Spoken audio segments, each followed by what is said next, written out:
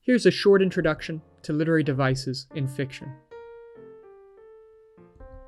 Just as we can label the various organs of the human body, we can label the various parts of a story. These parts of a story, also known as elements of fiction or literary devices, include the plot, the setting, the mood, symbolism, characterization, and more. Let's define a few of them. First, plot.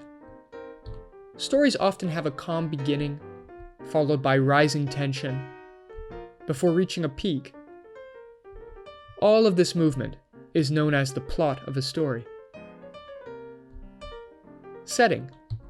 A story is usually set somewhere, in a certain time, in a certain place, with certain weather.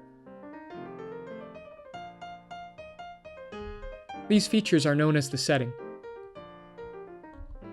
Sometimes, one element of fiction will contain another. For example, the setting, its smiling sun or somber clouds, can affect the mood of a story. Did people invent these ideas, plot and setting and mood? Not really.